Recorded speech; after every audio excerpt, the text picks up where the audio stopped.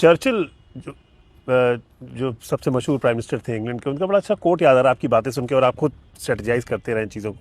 उन्होंने कहा था कि elections are the litmus test for a politician.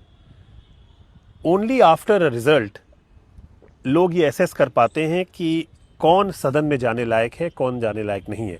फिर उसके बाद you can make as much noise as you want.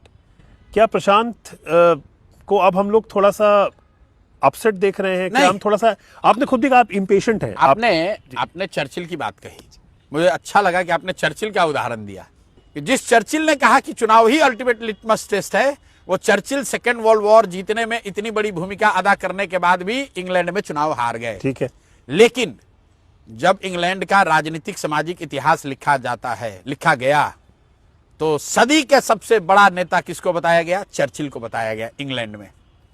तो प्रशांत किशोर को, जन स्वराज को, इस प्रयास को, जब भी इस कालखंड का इतिहास बिहार का लिखा जाएगा, तो कोई भी ये नहीं कहेगा कि इन लोगों ने गलत किया था। लोग यही कहेंगे कि इन्होंने प्रयास किया, अच्छा प्रयास किया, मजबूत प्रयास किया, ईमानदारी शुद्धता से किया, सफलता नहीं मिली, वो ठीक बात है। आज बिहार में आप किसी भी कोने में चले जाइए, कोई ये नहीं कहेगा कि जनसुराज मतलब क्या है, कोई ये नहीं कहेगा कौन है प्रशांत किशोर। हर व्यक्ति कहेगा अच्छा वही है जो बहुत बोल रहे थे। मेरा विरोधी होगा तो कहेगा हाँ बहुत बोल रहे थे, वोट नहीं मिला, बहुत अपने को होशियार समझ रहे थे, बिहार की जनता ने औकात दिखा दिया, यही तो कहेगा।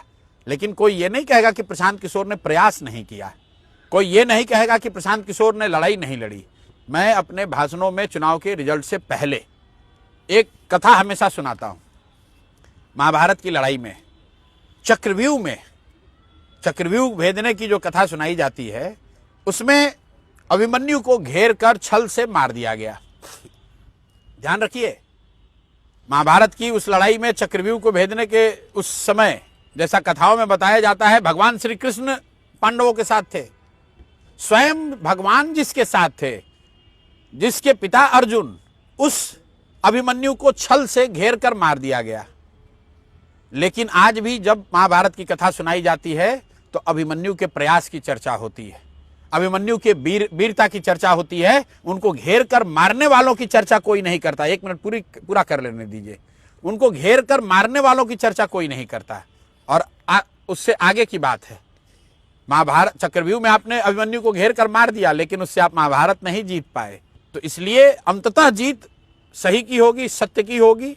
ये ठीक है, आज जनसुराज को धक्का लगा है, लेकिन हम लोग अगर इस मार्ग पर बने रहे, अगर चक्रव्यूह के बाद अर्जुन ने लड़ाई छोड़ दी होती, तो शायद महाभारत हार गए होते।